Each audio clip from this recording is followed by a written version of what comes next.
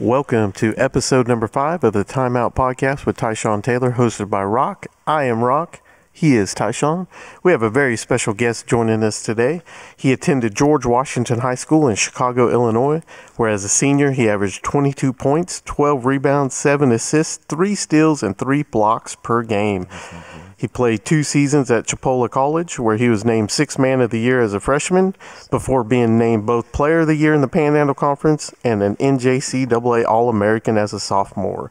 He then joined the Jayhawks in 2008, where injuries cut his first year at KU short, but as a senior, he averaged over 5 points a game, 3 rebounds. After his KU stint, he went on to start a professional career that had him playing all over the world. He's averaged almost 15 points per game with 3 rebounds, 3 assists in his pro career, and he's kind enough to spend some time with us today. None other than the great Mario Little. My boy. Mario, how are you, sir? Hey, bro, you averaged 12 rebounds your senior year at high school? Yeah, I was like a 4 or 5, 3. No wonder. It makes sense. It all makes sense now. Yeah, that's why I was able to like transition to over here like that. Yeah, that's why I close up with you at the 4. We'll get into that though. Yeah. How are you doing, sir? I'm good. Sure. I ain't did no interviews a lot, but for sure I haven't done any like this time of day. But So you may be more nervous than I am? No. All right. I feel like I'm on a Breakfast Club. Like, yeah, you know how to do interviews. It's kind of early. We had a long night last night, but my boy's in town. We've been kicking it hard. I appreciate him coming and giving us a little bit of his time. I know we tried to do this before. We had some technical difficulties. So for us 3, some of this is going to be like a touch-up and kind of like a spin back. But for the people who are watching, Mario is definitely one of my favorite people in the world. Like, definitely a big bro. I don't use that as a 32-year-old man. I don't say big bro a lot, but, you know, knowing him for over 10-plus years now, we've connected overseas. We've connected at every level since we met each other in basketball. We got here in 2008. So again, I want to appreciate you for coming and just kicking it with us. And I'm looking forward to hearing your story because I know it's one of my favorite. Like I said, you're just one of my favorite people, and your story is one that the people should hear. So I'm looking forward to this interview specifically. Absolutely, and I do appreciate you stopping by as well, spending some time with us. I know you're a very busy man. I've had the pleasure of getting to meet Mario 2 or 3 times now, and probably one of the nicest guys I've met.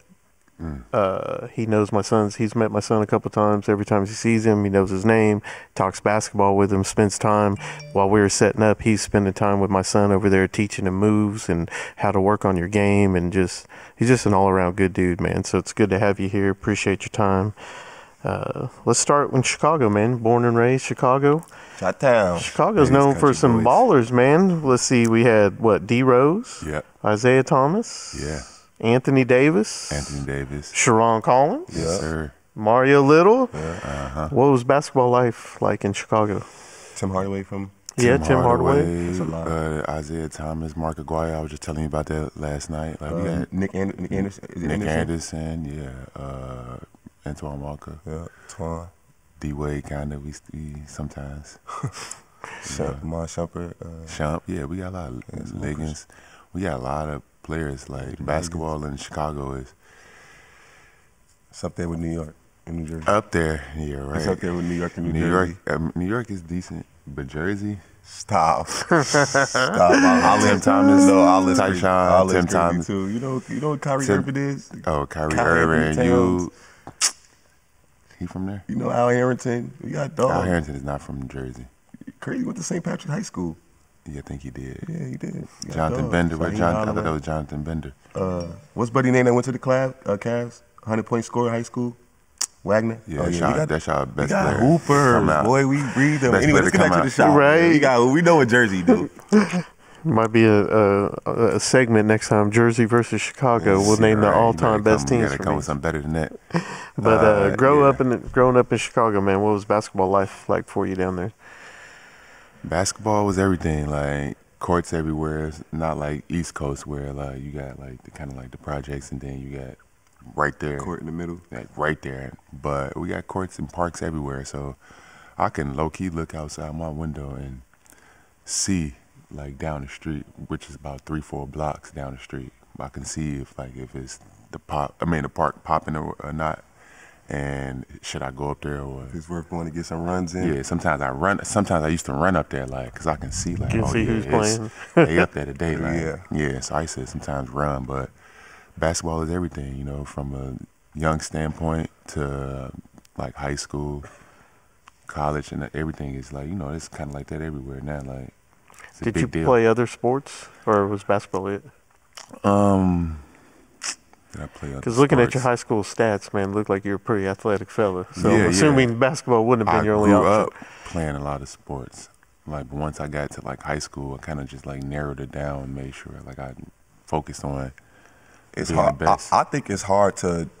I mean, I never did it. I would assume, just knowing how locked in I was on basketball, to try to be that locked in on something else, I would assume that would be like really hard to do, like in the same time.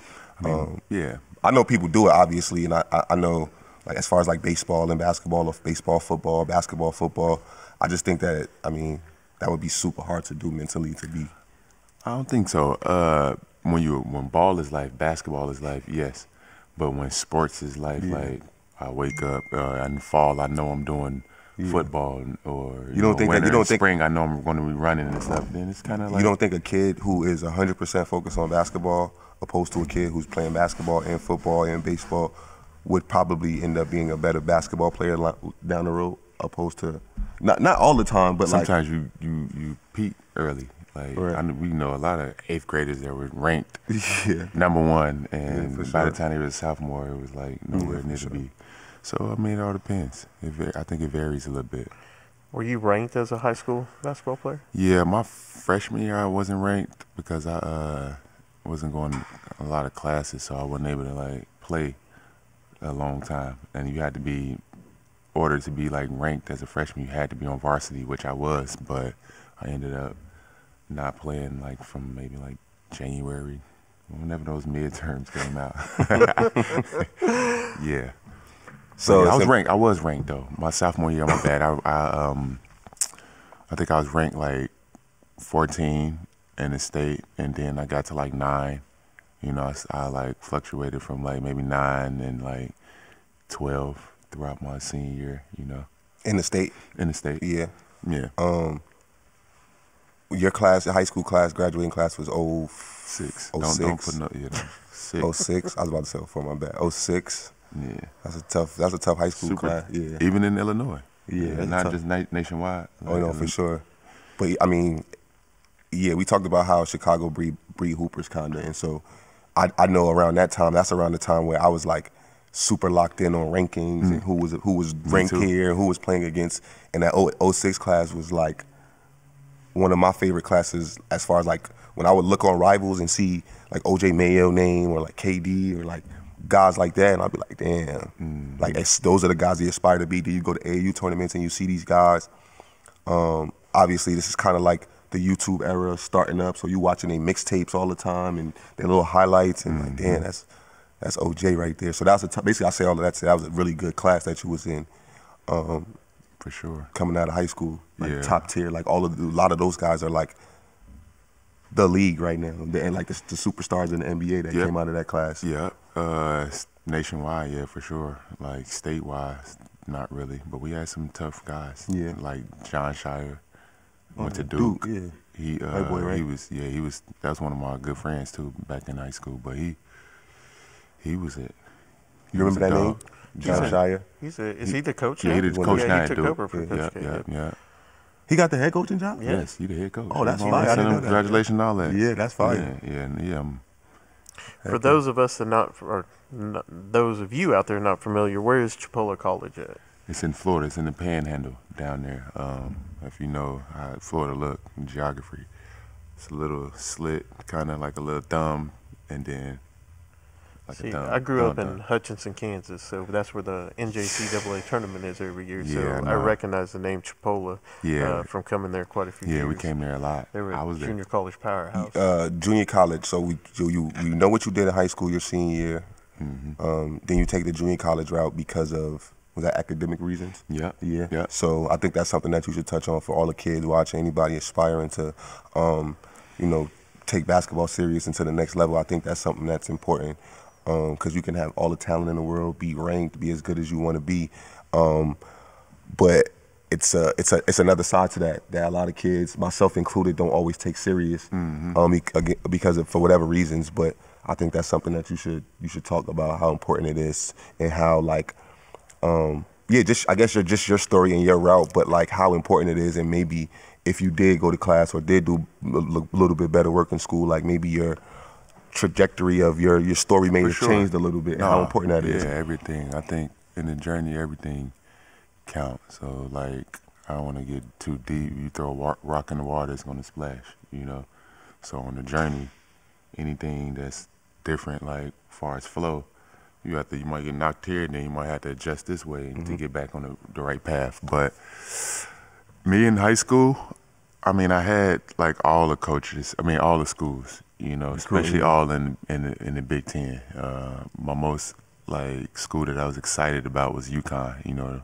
We grew up watching Ben Gordon and the Mecca. Another all Chicago of those. guy, right? No, they not. Ben from Gordon, New York? yeah, Mount Vernon. Okay. Mount Vernon. But that was like my biggest like school. Like I had all the Big Tens, like Illinois and Purdue, and name them. I had them. Yeah. Like handwritten, back then letters were everything. Handwritten letters. A coach like, signed not his like name on that joint. That's you like, oh Right. yeah, he really want me. He's interested for sure. Those the ones you will hope to get. Exactly. So I remember UConn writing me back, or just writing me like, yeah, we can no longer recruit you. Like, we seen your transcripts, and that's when I was like, dang, like. That's when you know it was real. Yeah, like, I mean, because I got by, like, just with being, like, charismatic, I guess. Yeah. And, go ahead, let me get that C instead of it, like, it caught up to me. Well, I know you watch Hoop Dreams. I know you seen out the AG. Yeah, I mean, when you're a kid, you don't really understand. ain't Like, you paying just, attention. I know, just trying bro. to get to the highlights. Like, No, I didn't catch that part. I already But know. yeah, JUCO.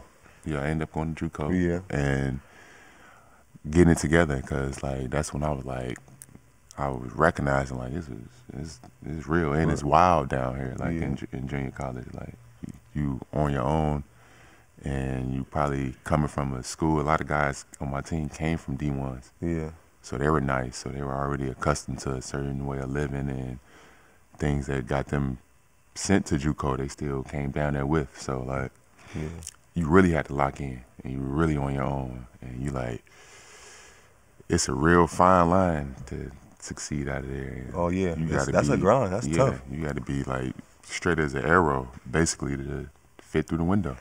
Did you have somebody down there, like a coach or a teammate or a family member, to kind of help you work through the process of understanding, like, what needs to be done now at this point?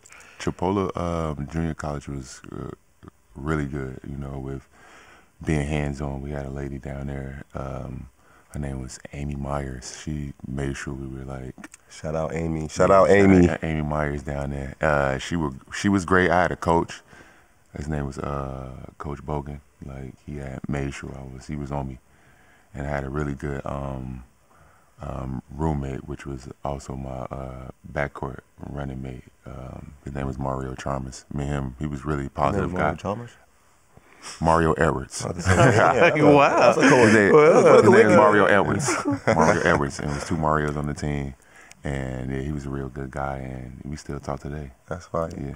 I got a question. I know you got some stuff written down, but I got a question. Because obviously my route was a little different. I went to high school, straight to college.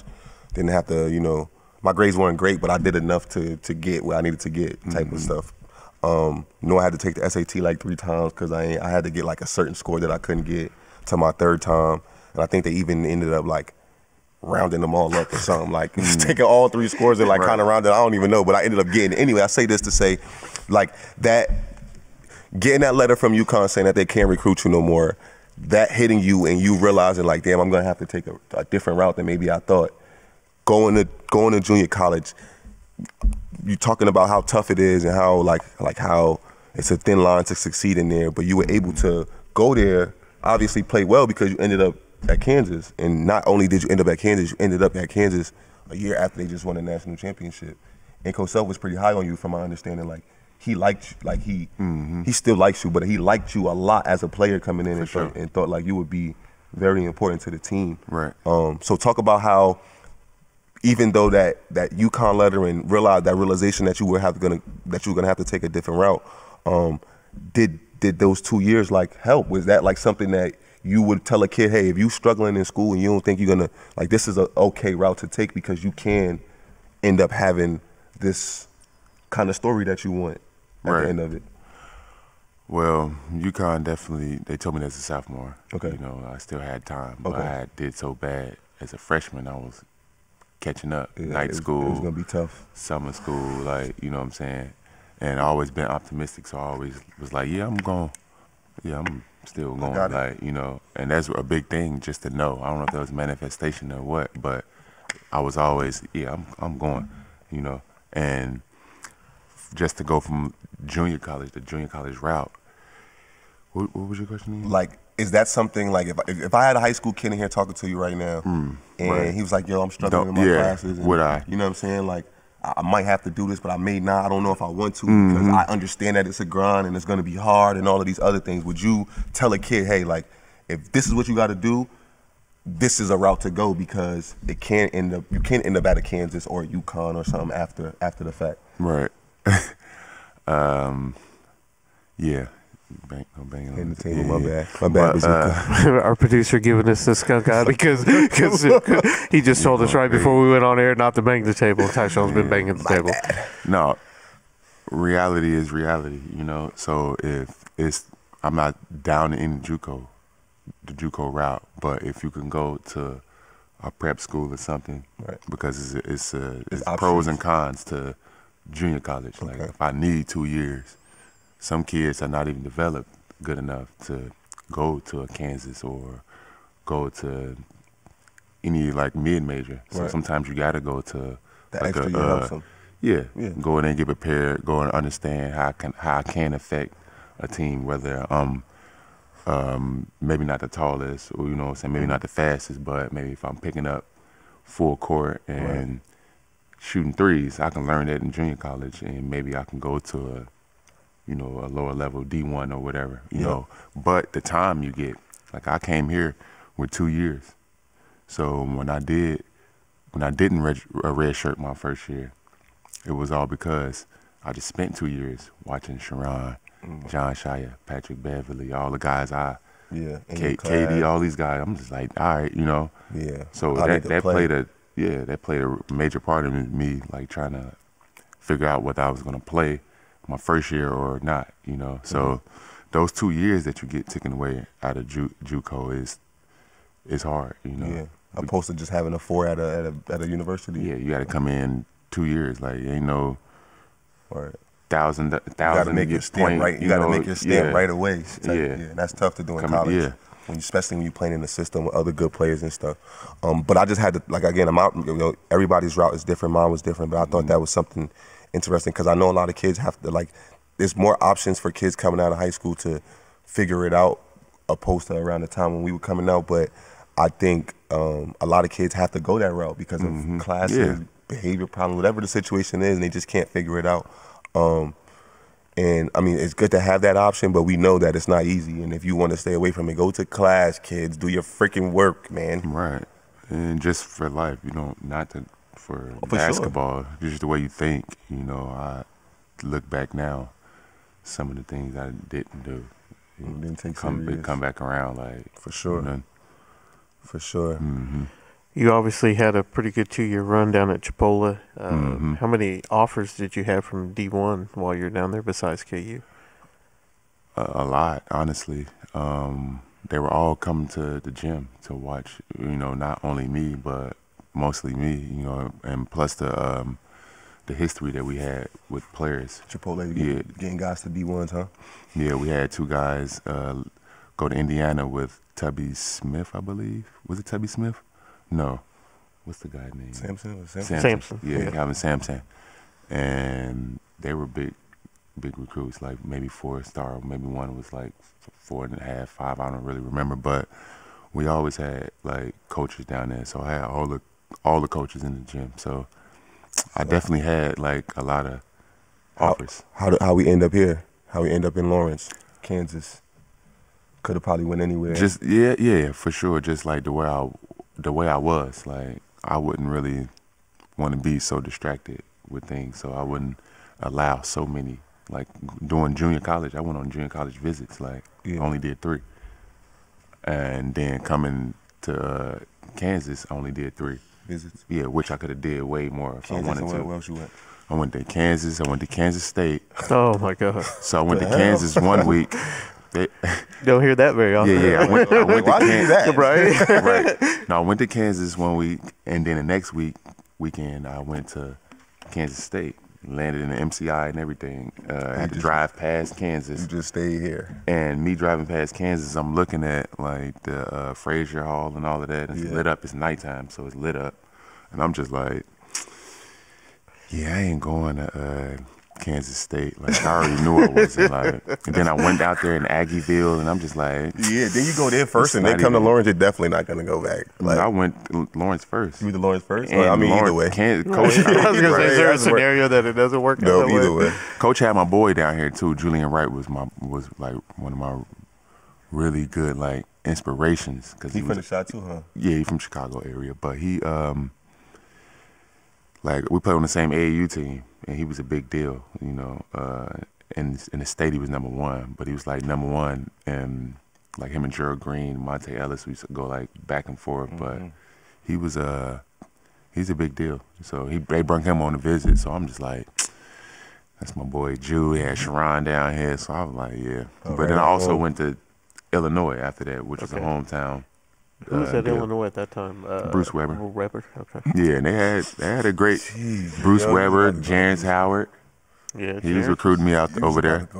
K-State and Illinois. Illinois was like they had a team. Like well, yeah, because there's all Smith. self-sold players still there, wasn't it? Nope. His players in the gym recruiting me, trying to get me to come. You know, Frank Williams, really good player from back in. He used to talk about Frank Williams a lot. Point guard, if you remember.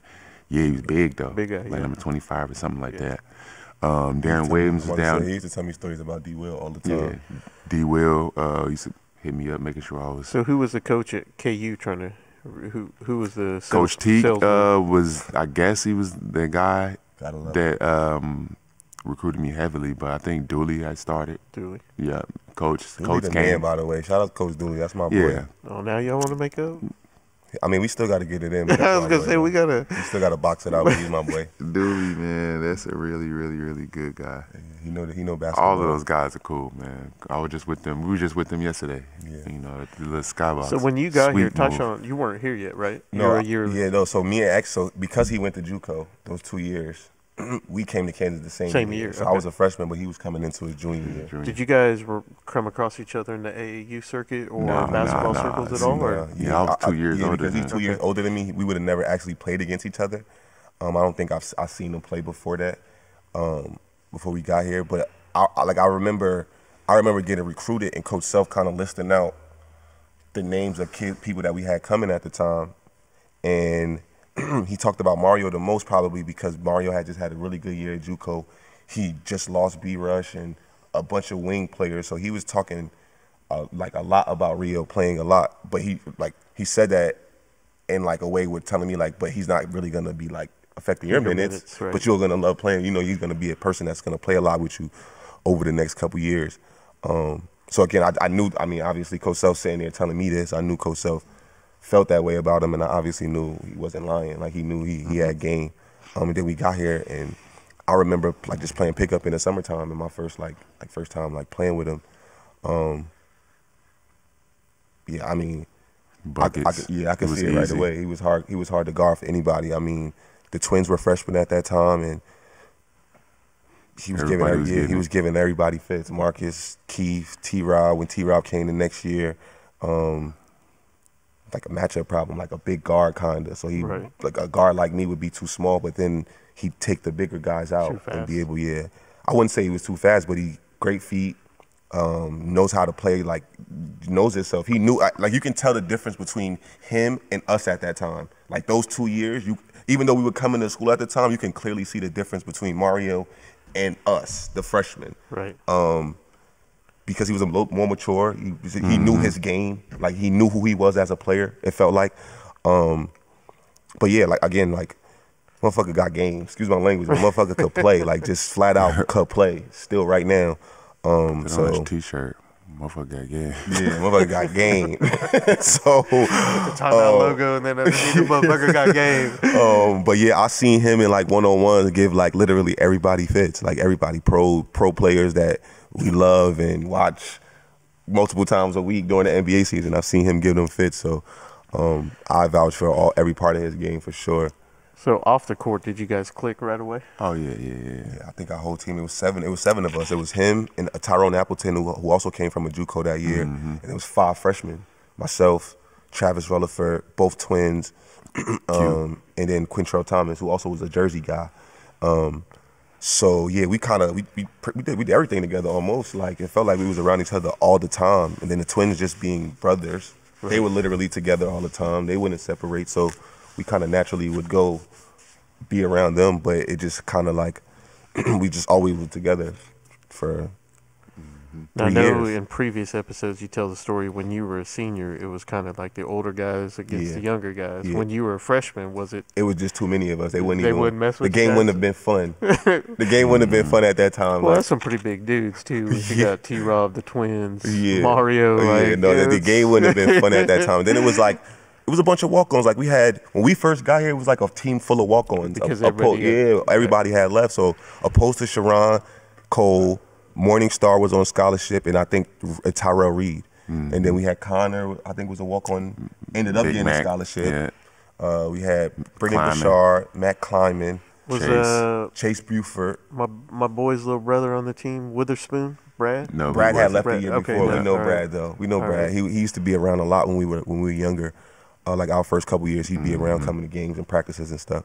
Spoon, what up, Spoon? Shout out to Spoon. Spoon, there you Give go, Spoon a shout out on it. I love it. I know his brother pretty well. Yeah, Spoon a good dude. He coaching at a JUCO or something Yeah, right now. Right? Dodge City, I think. Nice. Got the head job at Dodge City now. Nice. But yeah, we clicked. I remember. I think I was one of the first ones here, and I remember like having to go down and help everybody with their bags because I was like one of the first ones. So I would go down. I remember Trav having like trash bags full of shoes. Like, we had like 5 trash bags full of big ass shoes. And I remember helping him. Pretty sure the twins got there around the same time, maybe a little bit later than us. Yeah, they came later than me. Later than you, right? Yeah, I think they came last. Yeah, they came last. But yeah, we pretty much clicked from the moment we all got there, especially also that year. What helped us is we had a preseason tournament. So we got the Canada, right? Yeah, we got the practice way earlier than normal because we had to travel for like a preseason thing. So that we had practice every day. We were, 2 a day some of those times. So we were like together all the time, for real. But now speaking on that, we talked about Coach Self recruiting you and being high on you. Now you get here and some things happen. He talked about injuries, but you got hurt like pretty early, like almost like like during that little time we were like a little bit before we started getting ready for Canada. Okay, so now talk about how you think that set you back a little bit, like just your injuries. It's definitely set me back. When you come to a place like this, like you need to be in shape, you need to be ready to go. Yeah, because next man up if you're not ready. Yeah, that as well. But just having like a stress fracture in my tibia. If y'all know what a tibia is, and the shin bone, It's the long. Yeah. The long bone. Yeah. Pause. But I definitely set me back. Like going through those practices and playing one-on-ones, and like one day I think me and the twins were playing one-on-one. Shout out D-Man, Danny Manning. He used to be down there when he had a little air left in his tire. Like he used to be down there. Turn around jumpers on y'all boys. I used to see him. He used to be down there playing with us. And just one time I was just like, my shin is just hurting. Like, so I ended up going in.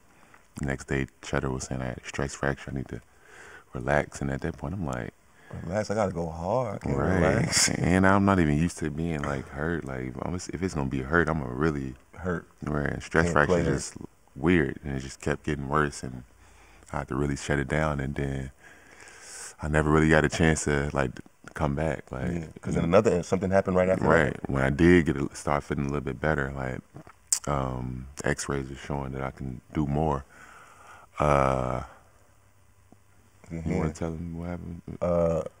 So I think we were at practice. Yeah, And he was guarding me. really good practice too. Me. Yeah, I think we were doing like an offensive defensive drill, and he was guarding me. And your hand got caught in my jersey or something, or No, I did I like a was stop like, and go, yeah, I was just like this with you. like kind of holding on to me, trying to kind of push me into the way he wanted me to go.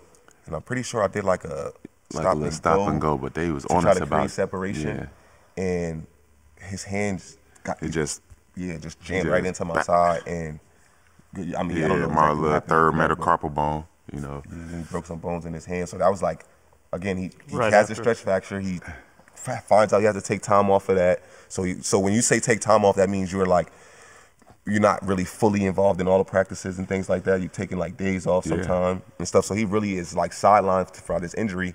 Then he comes back, X-rays start feeling good. He starts feeling good. Coaches are feeling good about him. We're happy to have him back.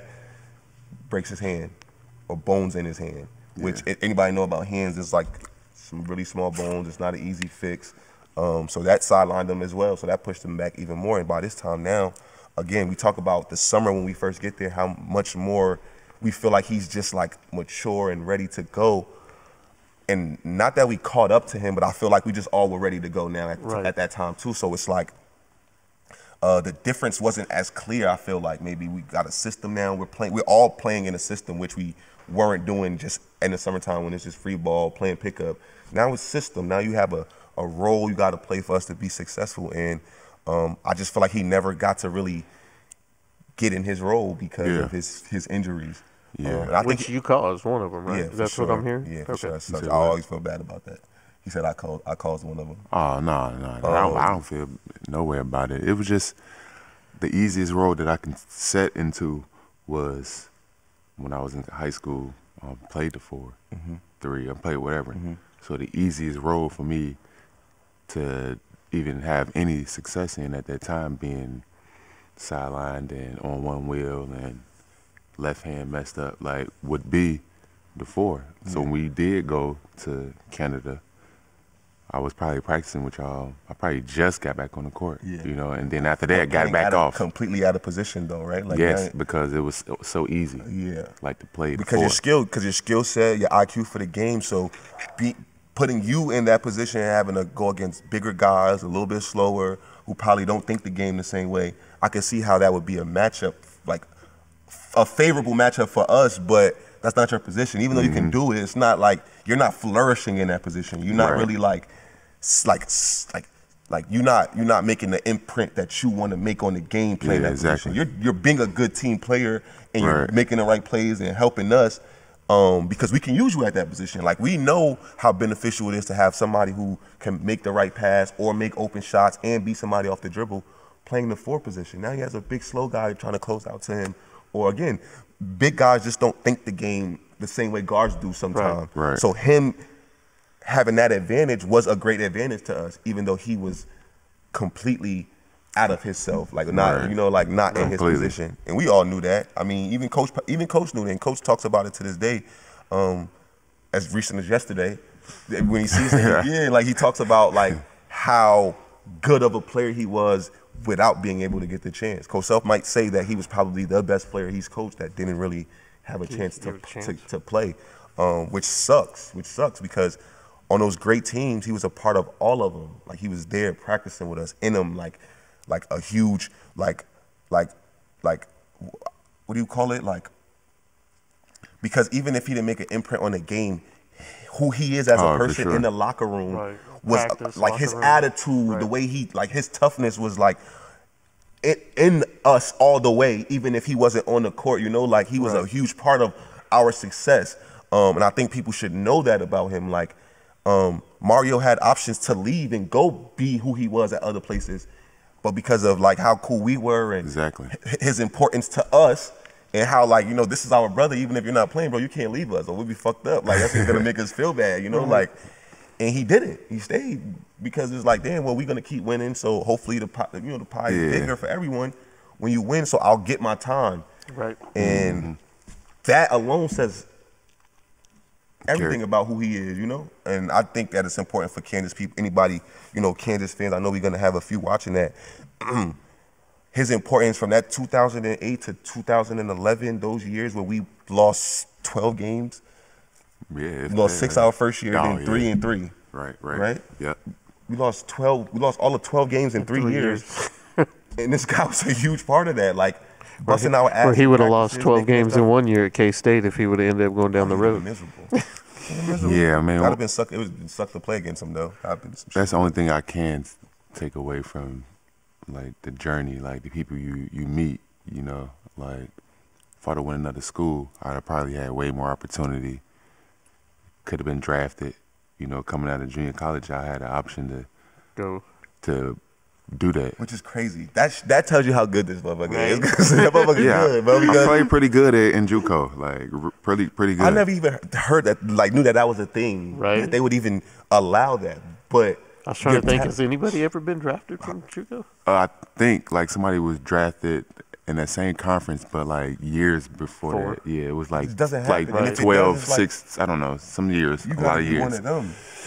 Yeah, but that was a crazy time. You know, you put your name, you even mess around with that draft. Like you have to go. Ain't no coming back. Right. So I was just like, I'm at this level. I don't want any distractions. Like this is where I'm going. So I'm not even entertaining the idea of that, which seemed like smart, but now it seems like maybe you shouldn't have. You never know. You just never know. Yeah, those type of decisions, it's always gonna be a left and right door, like, you know.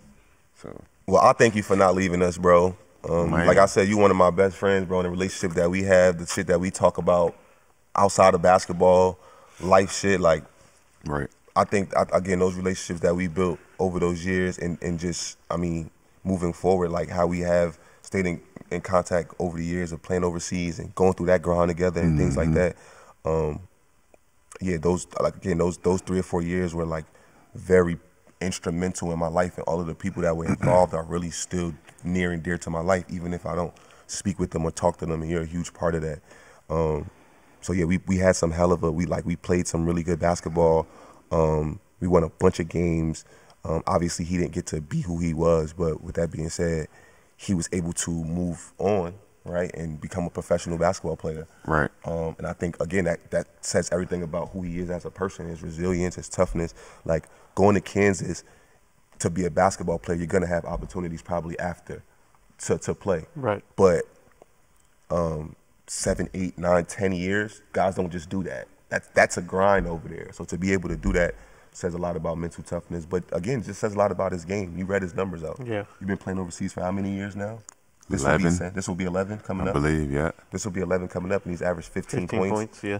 And on how many teams and how many different countries? So this ain't one team. Yeah.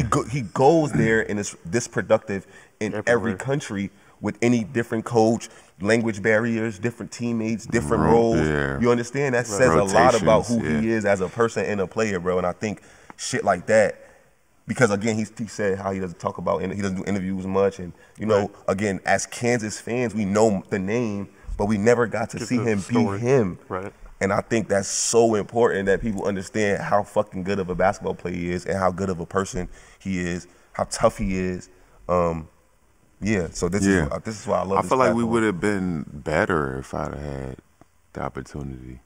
I feel like we'd have probably won. There's no way we wouldn't have been better. Right? There's just no way. I just feel like we'd have won a championship. I specifically like that VCU loss. Like that junior year run, year last year, like you played a little bit, but like,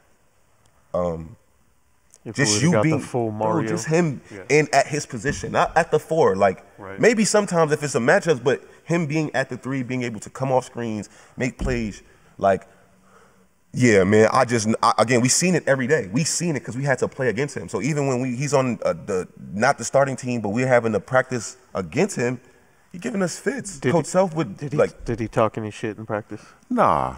No, he's my guys. He Like, have his moments. Because he's a pretty quiet guy. but man. I never he's a really super nice guy, talk real trash quiet, but because it was just really us against Coach Coach Sell. The way he coached us and how he was back then. Yeah. He would create We wasn't like the trying to make each craziest other life bonds. harder, bro. Yeah, we had the craziest bonds because we about to go basically to war, basically. Against him Like, and everyone else. And his was like mental, mental war. Like we had to get through whatever he's throwing at us, and we're not gonna be able to do that if we're not together, bro. There's no way. There's no He'll way. He'll see. We was talking about him. Yeah, we was talking about him yesterday. How he got on me about something one time, and Rio was like, "Well, you did kind of like." And I'm like, "Bro, no." I'm like, don't ever. I'm like, no. You know, he was just going dumb hard, bro. Like, but with that is that being the said, time he made you run stairs? Is that right? the exact time. It was over a fucking pass that I couldn't get right for whatever reason. And Rio was basically like, yeah, you couldn't make the pass. And I'm like I know it was a hard pass for me to make at times, but I didn't think it deserved the treatment. In that moment, I didn't. But I understood, I felt like he knew I was gonna have to make this for a couple more years. Like this is gonna be important. Like this is gonna be an important play for you to make. You gotta be able to perfect it. Not just be okay at it, you gotta almost be able to perfect it. But with that being said, you're completely right about that. It was us against him, and we treated it like that because he would have his moments, bro, and he would be really hard on us and could break literally. Like if you're having a bad day, he'd see that and would test you to see what he could get out of you and how you would, go through things mentally, but be able to lock it in when you get in between the lines because. He's great at that, Right. Getting the best out of you, even when you don't think. And as a kid, you thinking this is the toughest thing ever. Probably with y'all kids. I don't have kids, but you see them act and get emotional. You really think you trying, huh? You really think this is like the worst thing ever. Like get older and see. So as a kid in college, you look and he get to yelling.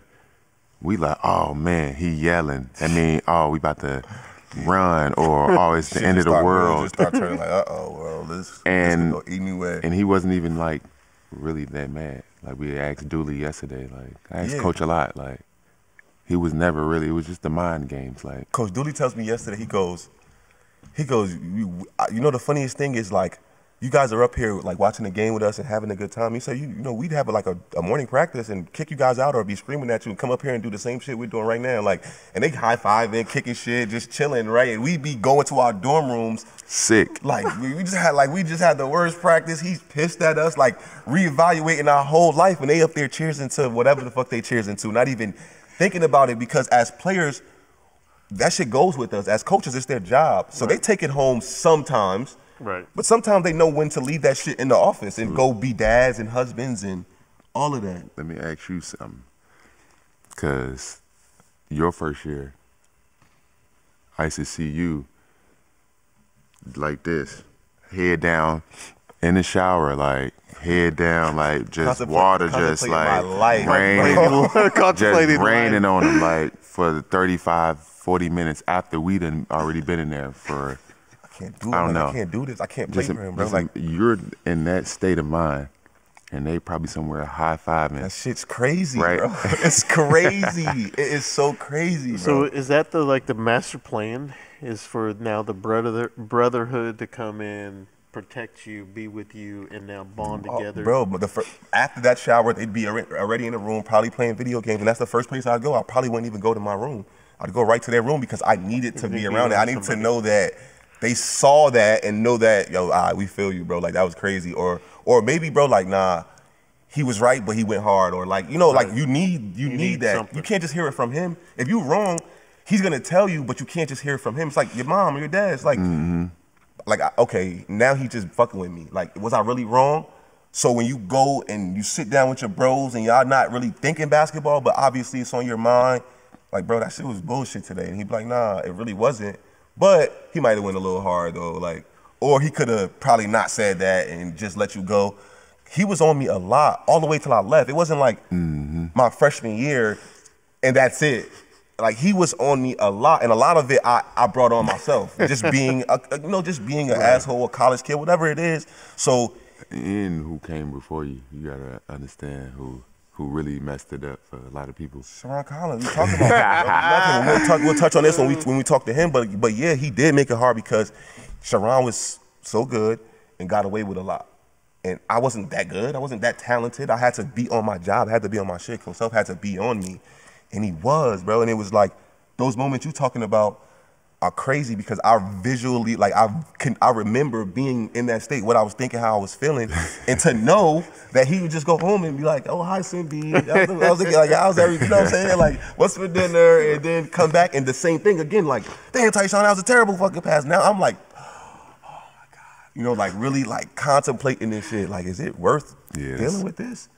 And all I could tell myself all the time is Coach Hurley was worse than him. That's what I would tell myself all the time. Like, Coach Hurley was worse.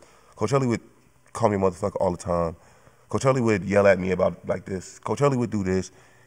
And I was a kid, like a 16-year-old, 15-year-old. I'm a man. I can handle this. Like magnitude though, at Kansas, like the pressure of it. Yeah, the pressure of it, and feeling, and the pressure of also knowing like we had Kansas, bro. There's a Elijah Johnson coming next year. Not that I know that, but that's you know what I'm saying. There's a Elijah Johnson coming next year. There's this person coming next year. If I'm not doing my shit, somebody gonna be there waiting. Like there's a dog coming every year, and so that alone also, and just calling back home, you know, I'm like, bro, you've been through, you could, bro. I yell at you more than that, right? You know what I'm saying? Like you know what I mean. So just having you know, the people for sure. And I know for Rio, I feel like again going through his injuries and going through the things he going through, being sidelined for so much, like us coming home and we rushing home from games, watching SportsCenter and shit, just want to see our highlights and shit. He was in the room with us.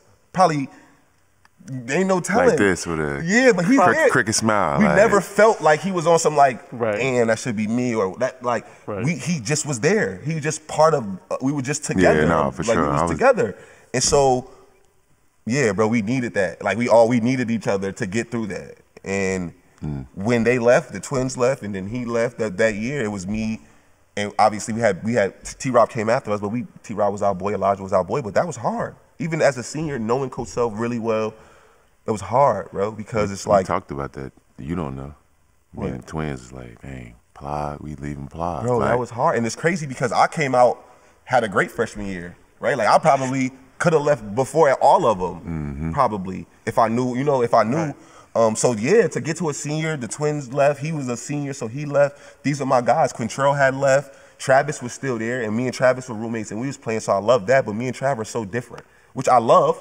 We work together as roommates, but we're so different. These are my guys. Like every day, I'm with these guys every single day.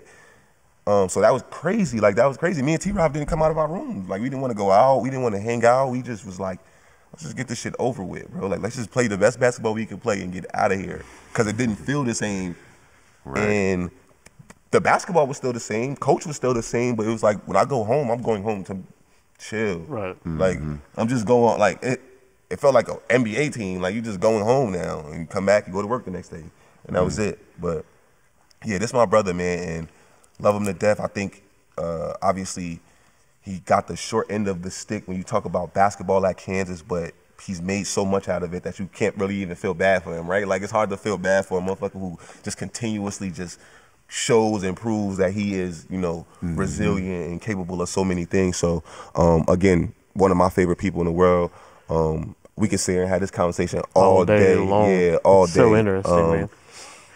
But we're going to see how tough he is because I'm going to bring out my almost 10-year-old daughter, Chuck, and we're going to do some Chop It Up with Chuck, and we're going to bring her out, turn up the heat a little bit, do some rapid fire questions. I don't know why she's not coming out here. Sup, we need you, Chuck. It's your time to shine. Here we go, chopping it up with Chuck. Because you're a way, way better looking host than this guy.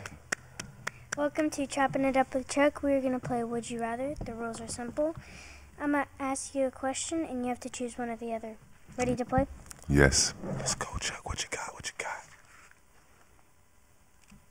Those last questions were good. Yeah. Would you rather have the ability to shrink to the size of an ant or grow to the size of Godzilla? I would like to be a fly on some walls, I think. I think I'd like to shrink because I could sneak my way in certain places and get a view of things that I probably wouldn't be able to see. Hear things. Yeah, I'd probably shrink. Same. I definitely would choose to shrink to the size of an ant. Would you rather be in constant pain or have a constant itch? How constant is it pain? Like, is it like really bad? Like, from the scale of 1 to 10, how painful? 10. Itch. 10. I take the itch. Yeah, I'll take the itch. Because you can scratch the itch. You can't. I mean, it's irritating. It can drive you up a wall. Yeah, but pain, constant, probably be worse. That sounds torture. What are you trying to do to us, Chuck? Would you rather undo a past mistake or never make a mistake in the future? Damn. Undo a past mistake or never make a mistake in the future. That's a mentality. That's just where you're at mentally. How you feel about that? Yeah, because I don't. That's pretty tough. I just hate to say that I would like want to change my past. Like, I feel like, you know what I'm saying? Like, I'd rather just go forward knowing that I'm going to be perfect. So yeah, I'll probably. The future. Yeah. Yeah. I don't know why we agreeing on all of them, but yeah. My boy. Yeah. Would you rather wear a shirt containing a link to your last 500 visited websites or your last 500 messages on your phone? I'm not answering this. Neither. I'm not doing either one. Nobody needs to see my Google searches. It's my business and Google's business, all right? That's tough. Yeah. I think I'm going to... Nobody needs to see my text messages either. Mind your business. The messages... Not your business. My phone. I sent some messages that I don't know. Chuck playing Fed games over here. Look at him. Yeah, you fed time. Fed a ride. You gonna pass on that one though. Would you rather bathe your grandpa or have your grandmother bathe you? Bathe grandpa or have grandma bathe me? Grandma bathe me. Yeah, grandma got to give me a little backwash. Because grandpa can't do it. That's grandma's job. She bathing everybody, us and him. I would though if I had to bathe my grandfather. You gotta Pop. pay respect. Pop got to stink. I ain't washing no. You gotta pass that. You gotta pass that. Can't wash Pop. That's your ancestors, though. You gotta for sure. go do that. For sure. Rest in peace to the OG. In school, what is the one thing you did that got you sent to the principal's office? Say it again. The one thing, well, Rio probably got a bunch of things. The one thing that I remember doing and getting in a lot of trouble for was when I was in 6th grade, we used to do this thing where the crossing guard was in the street and she would like stop the cars. And one of my friends walked in the street with the crossing guard, and when she stopped to go back, he just kind of laid in the middle of the floor so none of the cars can come. She would be like, get up, like, get up. And so like, it was like a thing that every day somebody else would lay. And my mother was like walking up as I'm laying on the floor, bro. I think that's the last time I got like a spanking. I was in 6th grade and she got the belt out and whooped me for that. That was like the last time I remember. So it was pretty dumb. I don't know why we were doing it, but hey. What was the question again? What got you to the principal's office? I got suspended for that. So I got an ass whooping and I also got suspended, which is why that's the answer to the question. Well, when I was in 2nd grade, last time I got sent to the principal office, my teacher walked past me with 50 discipline notes. Like, this is 50 discipline notes right here, Mario. You should be ashamed of yourself. And I'm just looking at her walk past me, going to the principal office like, 50? Like, jeez. Y'all writing me up for everything. What the hell? I can't breathe here. 2nd grade. Yeah, so get it. All right, that concludes this. Wait. You can't leave that easy, Chuck. I need you to answer that last question. What's the last thing you did to get sent to the principal's office? I'm looking at you. Oh, you shy now? You got the answers. You got the questions, no answers though, huh? What'd she do, Chambo? I never got sent to the principal. That's what I'm talking about. That's really the answer I was looking for. Yet. Good job. Okay, now you can finish your segment. Sorry. That concludes this episode with Chopping It Up with Chuck. See you next time. Thank you, Chuck. Ooh, left my boy hanging. Appreciate you, Chuck. Thank you. Those questions get better and better every time, too. Jeez. Thank you, Charlie. Very good segment. Good questions. I'm a little disappointed they didn't answer a couple of them, but that's all right. That's all I got, man. What do you guys want to finish with today? Let's talk about overseas. We talking about year 11 coming up pretty soon. We got any offers? We got any, what's next for Mario? Yeah, What's what's going on? Where can the people find you at and watch, check you out? If anybody interested in following the rest of your career and just seeing what's up with you on a day-to-day, you can give out your Instagram handles, all that type of time. All I really can, I try to be a little bit with Instagram when I'm in season, post next game or what I did, and I do get a little love from Kansas fans and other places I've been, though. So that's good to know, when people reach out to you, bro. But what I got on the table, I got a few things on the table, but my past couple years, I went early, and I haven't been so happy, So trying to take my time and gives me time enough to do things that I don't really get a chance to do. I haven't really came to Kansas around this time in forever. It'd be good if you can hang around long enough to sneak a basketball game in before you go. I don't know if you'll be around that long, though. Oh, no. It's always tough. It's tough. But, yeah, I got things going on, some off-the-court stuff I'm doing. Just trying to bring in more. Business mind, right? Yep, getting that together.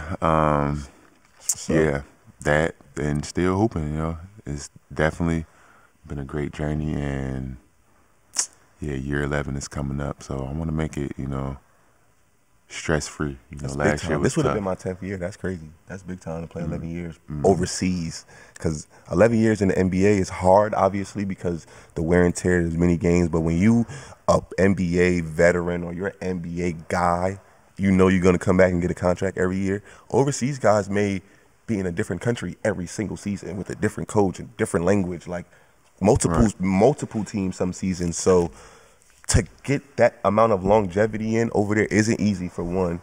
And again, that just says a lot about who he is as a person all around. Right. Because mentally, I'm checked out. Mentally, I can't go back over there fighting with teams and money. Yeah.